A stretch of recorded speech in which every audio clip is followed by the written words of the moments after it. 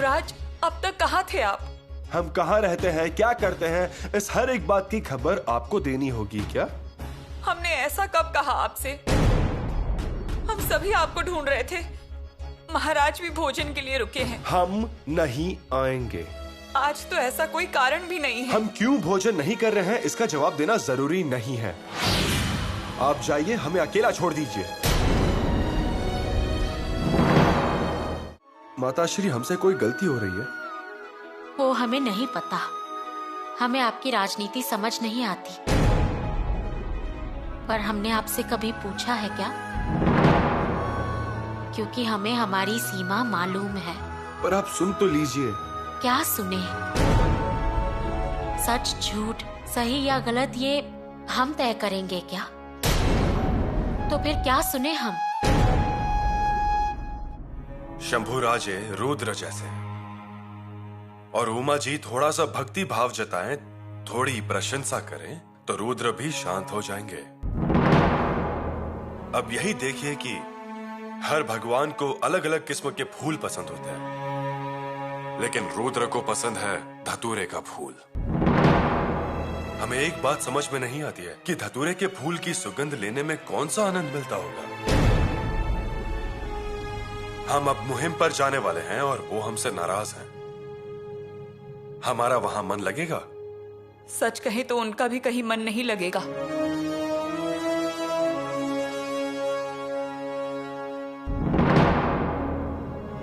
ठीक है।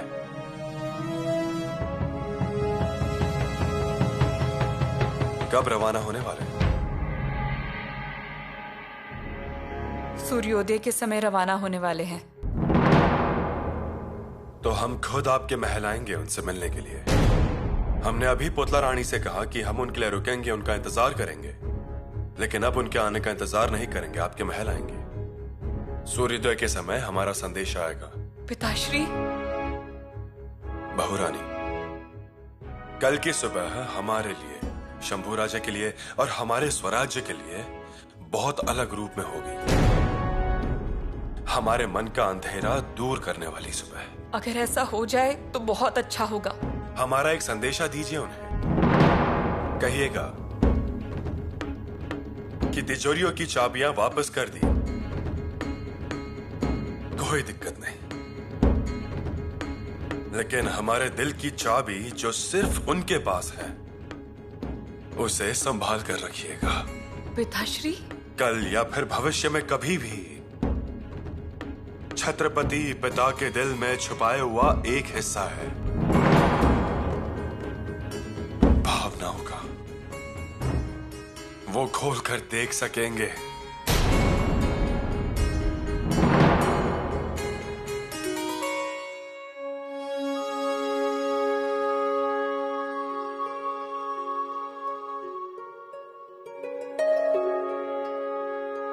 क्या हुआ? हमें नहीं लगता हमें नींद आएगी। हम अभी दादा साहब के महल जाकर आते हैं। बाल राजा, अभी वो सो गए होंगे। हम आवाज दे और दादा साहब सुने ना, ऐसा हो ही नहीं सकता।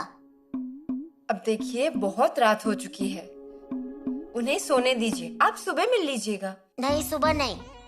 दादा साहब हमसे मिले बिना चले जाएंगे और फिर हम नहीं मिल पाएंगे। आप जिद मत कीजिए बाल राजा। अरे बाल राजा, बाल राजा,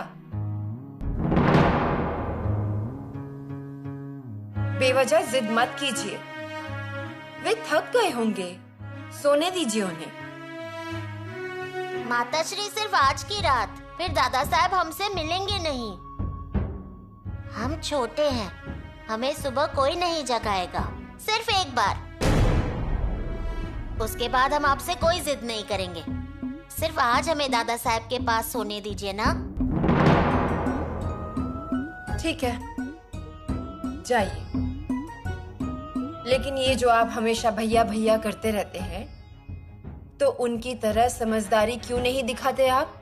माताश्री, हम जिद सिर्फ दादा साहब के लिए ही करते हैं और उनसे ज्यादा हम किसी से प्रेम नहीं करते।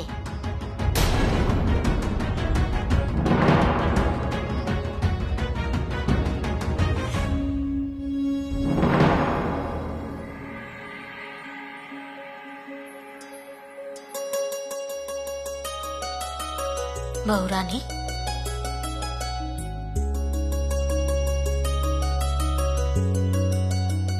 सदा सुहागन रहें और हमारे बेटे का भी ध्यान रखें। वे तूफान की तरह हैं, संभाल लीजिएगा। माताश्री, आप बिल्कुल चिंता मत कीजिए। बहुरानी, आप मायके जा रही हैं। मायके जाने से औरत खुश हो जाती है, परंतु एक बात का ध्यान रखिए, आप अकेले मायके नहीं जा रही, आपके साथ शंभू राजा भी हैं, तो उनका विशेष ख्याल रखिएगा। उन्हें अकेले जंगल में नहीं जाने दीजिएगा। उनके साथ ज्योत्या जी को भेज दीजिएगा। शंभू राजा थोड़े नाराज हैं और उनका स्वभाव कैसा है ये तो आप जानते ही हैं। माताश्री, आप चिंता मत कीजिए, हम हमेशा युवराज का ख्याल रखेंगे। लेकिन आपको उनकी इतनी चिंता क्यों हो रही है? माँ को अपने बेटे की हमेशा चिंता लगी रहती है और राजकुमार शंभू सबसे बड़े हैं, सबके चहीते हैं। छोटी उम्र में ही हम सबसे दूर रहे थे, आगरा, मथुरा में, वो भी डरे बिना। पर उस वक्त महाराज का ध्यान था उन पर, रानी माँ भी थी, रक्षण के लिए पूरी फौज थी उनके साथ। पर अब वैसा नहीं है। लेकिन अभी तो वो स्वराज में ही रहने वाले हैं ना, हमारे मायके में, श्रृंगारपुर में। माताश्री, वहां भी सब वफादार लोग हैं। हमारे पिताजी हैं, माताजी हैं, हमारे भाई हैं। वहां युवराज को कभी किसी बात की कमी महसूस नहीं होगी। आखिर वे श्रृंगारपुर के जमाई हैं। वहां उनकी बहुत अच्छे से खातिरदारी होगी, आप देखिएगा। फिर भी आप उनका जरा ख्याल रखिएगा। जी माताश्री। और अपना भी ख्याल रखिएगा। हाँ, और समय समय पर हमें संदेशा भेजते रहिएगा। जी माताश्री। हमेशा मुस्कुराते रहिए। आप मुस्कुराएंगी तो हमारे राजकुमार भी मुस्कुराएंगे। आप उनका साथ देंगी तो वो डगमगाएंगे नहीं, और उनके साथ चलेंगी तो वे पीछे मुड़कर भी नहीं देखेंगे।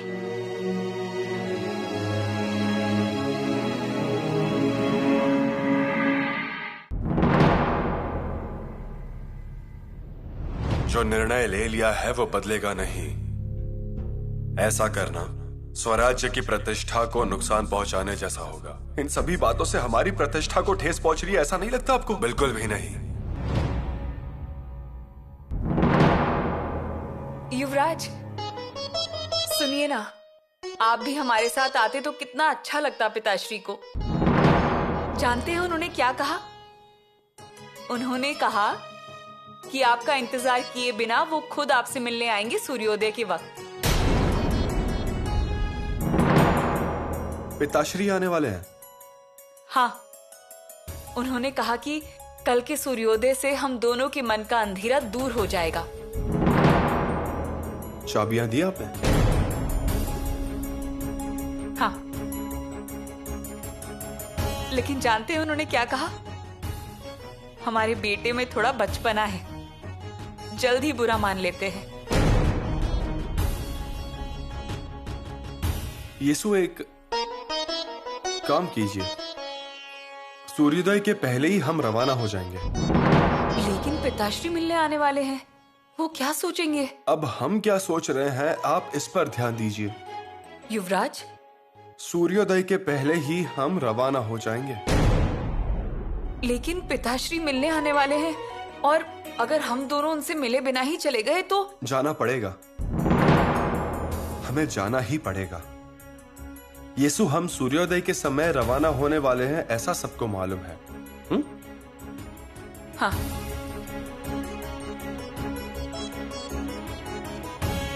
तो सूर्योदय होते ही पुतला रानी जी हमारे महल आएंगी। वो कुछ बोलेंगी नहीं, बोलेंगी तो सिर्फ उनकी व्याकुलता। उनके आंसू हमें बता देंगे कि शंभू राजा मत जाइए। और हम यहां से नहीं जा पाएंगे। उसके बाद फिर सोयरा माताश्री आएंगी, शंभू राजा ऐसे हमें पुकार सुनाई देंगी और फिर अपने आंसू नहीं रोक पाएंगे हम। और फिर रानू दीदी आएंगी, हम पर जान निछावर करने वाली हमारी बहन मुंह बंद करके भी लाखों प्रश्न पूछेंगी। क्या और किस तरह से उनके प्रश्न के जवाब देंगे हम? युवराज, और फिर बाहर राजे आएंगे, आते ही हमारी बाहों में समा जाएंगे। भैया जी हमें छोड़कर मत जाइए कहकर हमें गले लगा लेंगे।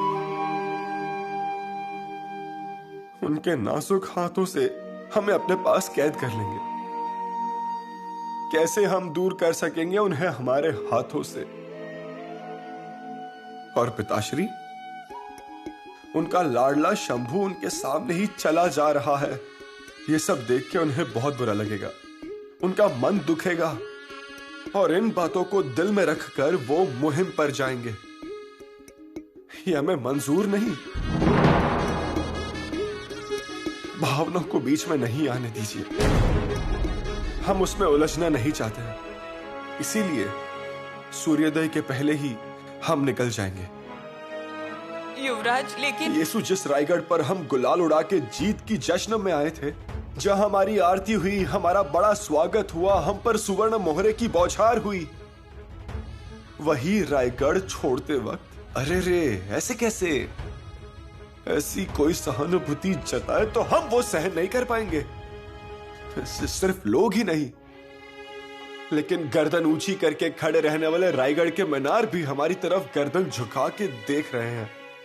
जैसे कभी नीचे उतरने की आदत नहीं, वो भगवा ध्वज भी हमें किले से जाते देखेगा। हम ऐसी कल्पना भी नहीं कर सकते हैं। इसीलिए सूर्योदय के पहले ही तैयारियां कीजिए। फिर वापस हम इस महल में कब आएंगे क्या पता।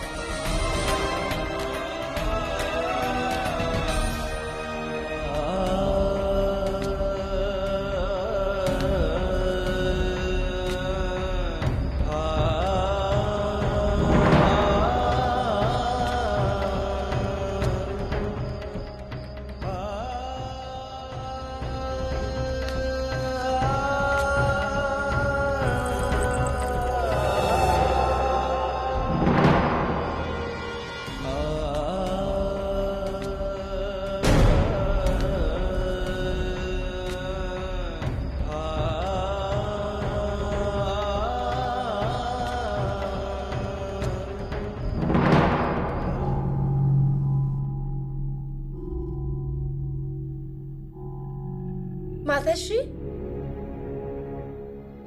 बेटी रानू, तैयारी हो गई? जी माताश्री, भैया और भाभी जल्द ही निकल जाएंगे। उन्हें दही खिलाना चाहिए। ये देखिए, हम अपने देवालय से महादेव को लाए हैं बहुरानी को पूजा करने के लिए। दे दीजिए, अच्छा ही है। चलिए। जी।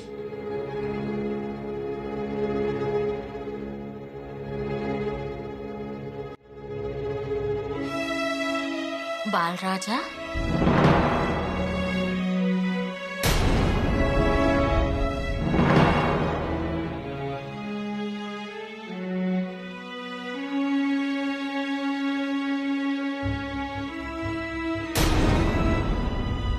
मतलब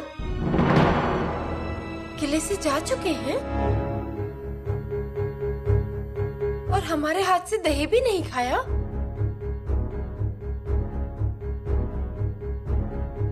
नहीं, महाराज के महल में गए होंगे। आखिरी बार नमस्कार करने।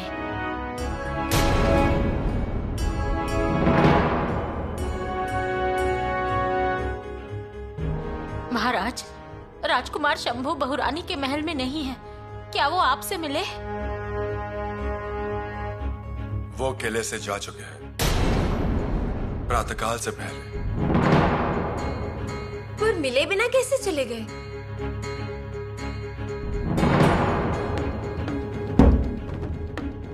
माताश्री,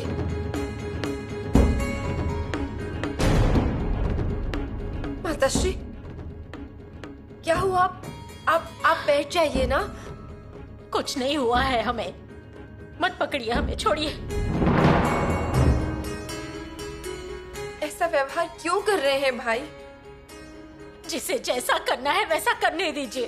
आपको गुस्सा आया ना? गुस्सा ना करे तो और क्या करें, आप ही बताइए। इतनी बार हमने शंभू को समझाया है, पर आखिर में उन्होंने खुद की ही ठान ली ना। उनके मन में जो था वही किया। हमारी बात का मान रखा क्या? बताइए, मान रखा क्या? नहीं रखा। ना उन्होंने समझा और ना ही इन्होंने सुना। क्या समझते हैं पिता पुत्र खुद को? माताश्री, हम क्या पूजा घर चलें? आप जाएंगे तो आपको अच्छा लगेगा। उन्हें लगा उन्होंने आदेश दे दिया, श्रृंगारपुर जाने का हुक्म दे दिया। शंभू के मन में आया और वो निकल गए। माताश्री, आदेश देने से पहले महाराज ने हमसे एक बार भी नहीं पूछा कि क्या बहुरानी और राजकुमार को श्रृंगारपुर भेज दे। राजकुमार को हमसे मिलने की इच्छा भी नहीं हुई क्या? ऐसा क्या हो जाता, बताइए ना हमें। हमें भी यही आश्चर्य हो रहा है माताश्री, और हमें तो कुछ पता ही नहीं। देखिए ना, उन्हें बताया और वे चले भी गए, और पूरे घर पर क्या बीतेगी ये भी नहीं सोचा उन्होंने। आपको तो दही भी खिलाने का मौका नहीं मिला है ना। पूजा के लिए महादेव देने थे, वो भी नहीं दे पाए हम उन्हें। हम क्या बोल सकते हैं? इन सब में तो हम हैं ही नहीं। यहाँ किले पर सब कुछ छोड़कर हम सिर्फ भाई के लिए रुके थे। उनके लिए ये कुछ भी नहीं है। माताश्री, राजकुमार शंभू, माँ भवानी, ऐसे क्यों परेशान करती हैं आप हमें? माताश्री, हम पूजा घर में जाते हैं। चलिए आप, आइए। रुक जाइए, रुक जाइए, रुक जाइए।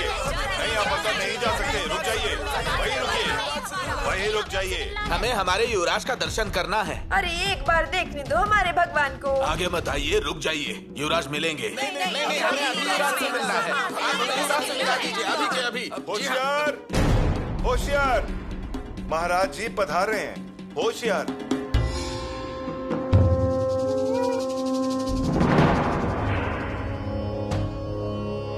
हमें मालूम है कि आप सभी यहाँ शंभू राजे के स्नेह के प्रति आए हैं।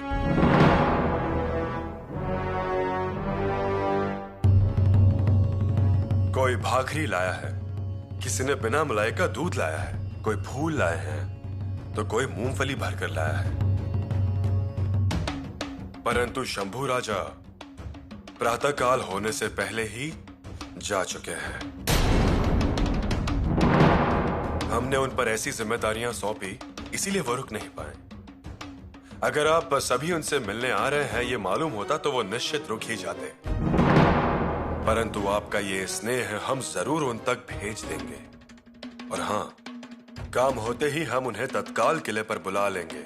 महाराज, किले के नीचे लोगों की भीड़ लगी हुई है। इतने लोगों के आने की वजह क्या है? उन्हें पता चल गया है कि युवराज श्रृंगारपुर से किले पर जल्दी नहीं आएंगे।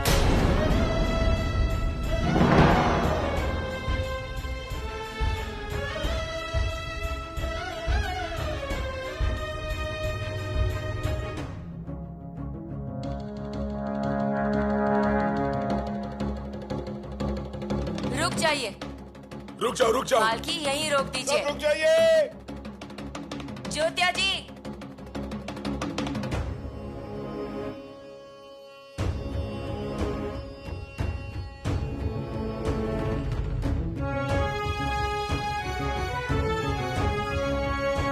बहुरानी, बहुत कड़ी धूप हुई है। अभी बहुत लंबा रास्ता जाना बाकी है। युवराज जी के भोजन का समय भी हुआ है और वो कुछ भी खा नहीं रहे, तो हमें ही उनके खाने का इंतजाम कर देना चाहिए। सच कहा धरा बुआ, हमें तो इस बात का ध्यान ही नहीं रहा। कैसे रहेगा? इतने बड़े तूफान के बाद कुछ न कुछ नुकसान तो होना ही है। परंतु जो आप कह रही हैं वो सच है। कल रात से युवराज ने कुछ नहीं खाया है, उन्हें भूख लगी होगी। सभी के खान पान की व्यवस्था कर लेते हैं। हाँ हाँ, सभी के खान पान की व्यवस्था होगी, सभी की। अगर श्रृंगारपुर में पता चल गया कि उनकी पुत्री को हमने भूखा रखा है, तो मेरे लिए शर्मिंदगी की बात है। कहेंगे इतनी होशियार औरत उनके साथ में थी, फिर भी हमारी पुत्री को उन्होंने भूखा रखा। धरा बुआ, सभी के खान पान की व्यवस्था कीजिए। ज्योता जी, जरा जाइए, नजदीक कहीं आसपास किसी प्रमुख का घर है क्या देखिए, और उन्हें कहिए कि युवराज आए हैं, उनके बैठने की व्यवस्था कीजिए। चलिए जाइए। धरा बुआ, उन्हें क्यों तकलीफ दे हम?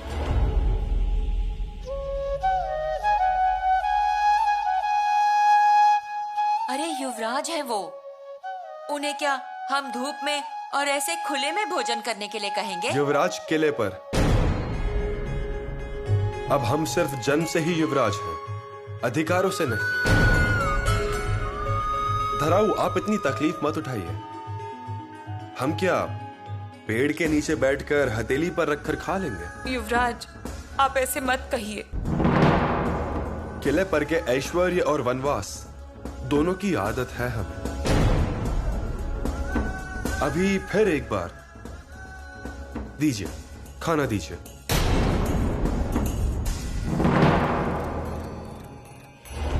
ये हमें बिल्कुल सही नहीं लगा महाराज। किसके बारे में आप कह रहे हैं हम्बीर राव? युवराज जी इतनी जल्दी में क्यों निकल गए?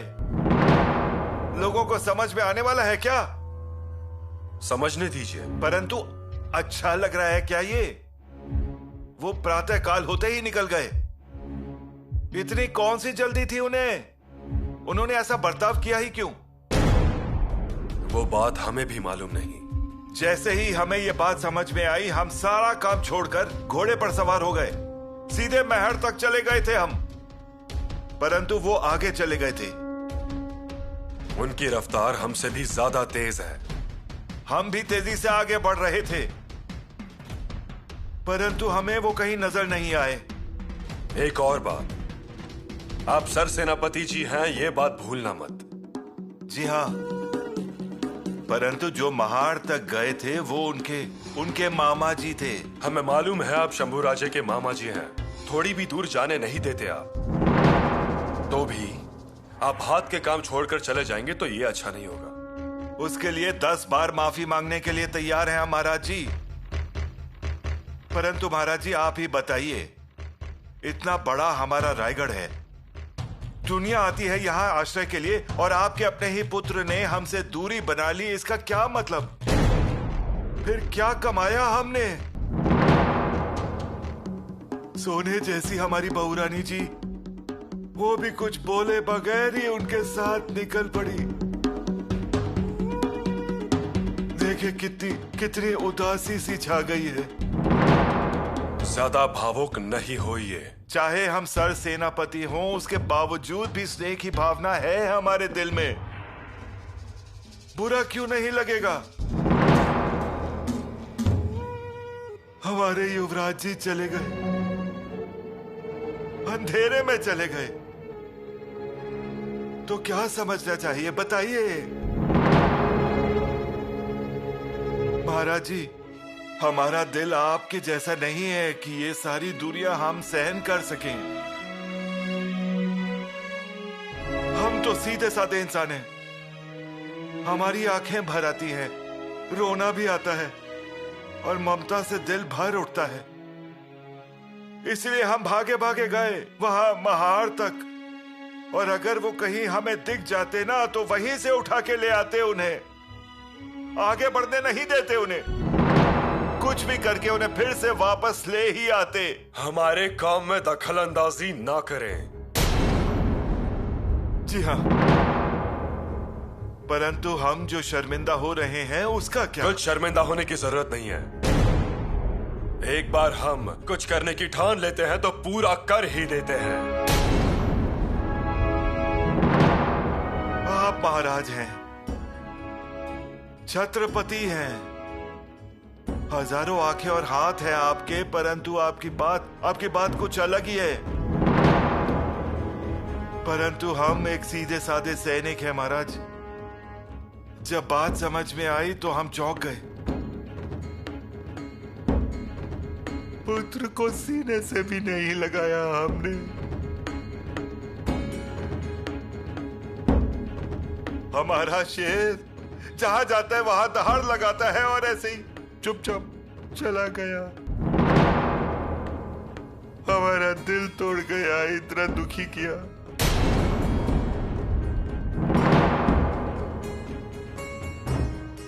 आज्ञा दीजिए महाराज जी।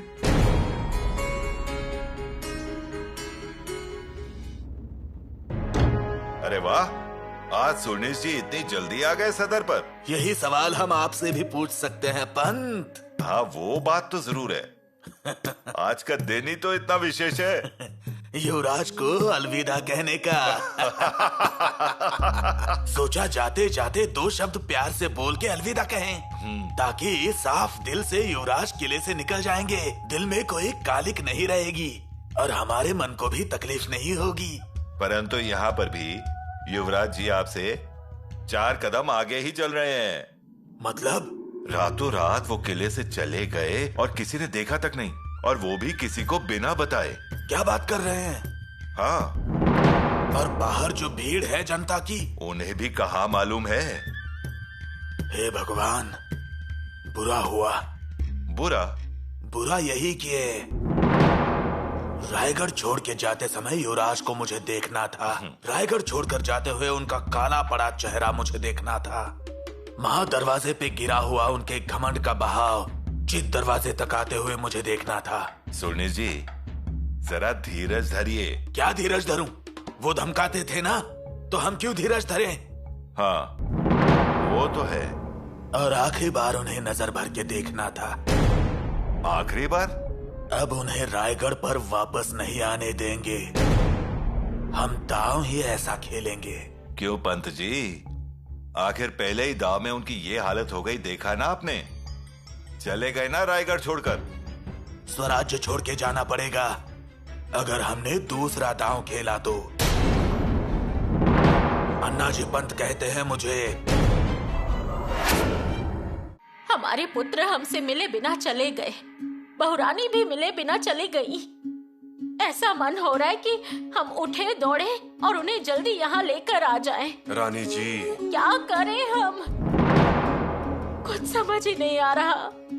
उनके बिना क्या देखें और कैसे रहेंगे हम? ऐसे कैसे मिले बिना ही चले गए? वो मिलने वाले थे,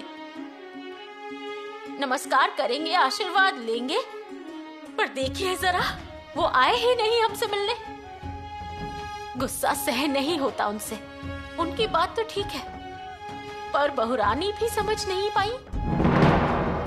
आप ऐसे क्रोधित नहीं होइए।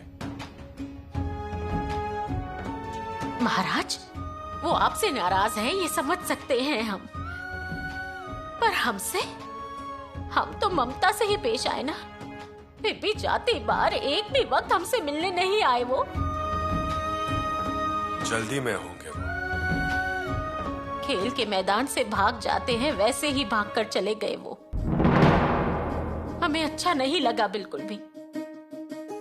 हमारे मन में ये प्रश्न है कि ऐसा क्या हुआ था आप दोनों में बंद द्वार के पीछे। हम इस पर बात नहीं करना चाहते। आपको बोलना ही होगा। हम नहीं बोलेंगे। पर क्यों? उन पर स्नेह नहीं करते क्या आप? हम पर उंगली मत उठाइए। हम उठाएंगे महाराज। बताइए, लगाव कब हो गया क्या? लगाव से वो पीछे हटे होंगे। ऐसा नहीं होता तो वो हमसे मिलने आते, आशीर्वाद लेते।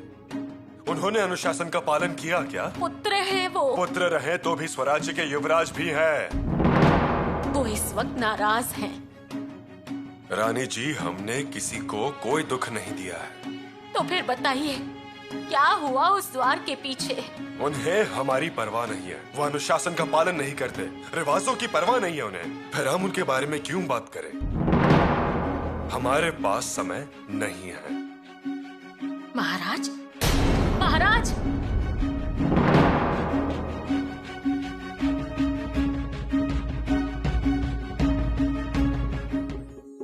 अरे जल्दी जल्दी करो, हाथ चलाओ फटाफट। तुम अंदर जाके तोरण लगाओ। सब तैयारी हो गई क्या? थोड़ा जल्दी कीजिए, दामाद जी कभी भी आ जाएंगे। हाँ हाँ, तैयारी चल रही है। हाँ। अरे जरा देखिए, पूरा घर जैसे झिलमिला उठा है ना? वाह। लेकिन मुझे थोड़ा डर लग रहा है। अब डर क्यों लग रहा है? वैसा कुछ नहीं, पर यीशु और दामाद जी जब आएंगे उन्हें कोई परेशानी नहीं हो बस। कोई परेशानी नहीं होगी और हम संभाल लेंगे ना।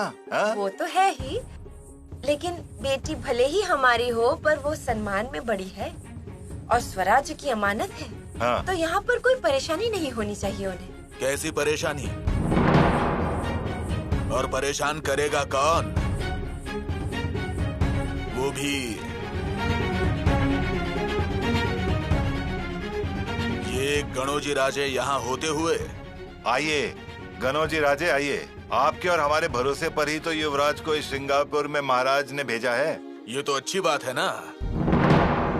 महाराज ने दिखाया हुआ विश्वास सार्थक करेंगे हम। युवराज पर होने वाला पहला वार हमारी छाती पर झेलेंगे हम। फिर देखेंगे आगे, वो भी वार करने वाला अगर जिंदा बचा तो। वाह गणोजी राजे, ये भावना को बनाए रखना और महाराज जी के हितों की रक्षा करना। हम महाराज का हित देखेंगे और महाराज हमारा हित देखेंगे। अपना? गणोजी राजे, वतन। वतन? आज या कल वतन का कुछ होगा ही, पर ये बात बोलने का समय अभी नहीं है। एकदम सही कहा आपने। देखो, अपने यहाँ पर बेटियाँ मन बहलाने आती है मायके में, तो उसके सामने ऐसी कोई भी बात नहीं होनी चाहिए। अजय मातोश्री, ऐसी बातें ऐसे समय में ही बोलनी चाहिए। हाँ, पर वो दोनों अभी परेशानी में हैं और ऐसे समय में साहस, सहन शक्ति, शक्ति और उनकी इच्छा का पूरा पूरा ध्यान रखना चाहिए। और नहीं तो क्या। और मैं कहता हूँ कि वतन कहीं भाग तो नहीं जाएगा। गणोजी राजे, थोड़ा धीरज धरिए। कैसा धीरज? और अपना हक मांगने के लिए धीरज किस बात का? बात मन में क्यों दबा के रखे? पिताश्री, इस बार मैं बात करूंगा ही। गणोजी राजा, शांत हो जाओ। अजय, लेकिन शांत किस लिए रहे हैं? और वो भी युवराज हमारे लाडले जीजा होते हुए। वो हमें जरूर न्याय दिलाएंगे। और पिताश्री, हमारा काम आसान क्यों होगा जानते हैं क्या? अजय, मोहर लगाने का अधिकार किसके पास है? हमारी प्यारी बहन के पास। गणोजी राजा। सिर्फ गणोजी राजा मत बोलिए, राजा की तरह रहने भी दीजिए। और उसके लिए चाहिए वतन। अब बस हो गया। आज हम हमारे लाडले जीजा के पास मांगेंगे जरूर, और हमारे लाडले जीजा हमें मना नहीं करेंगे।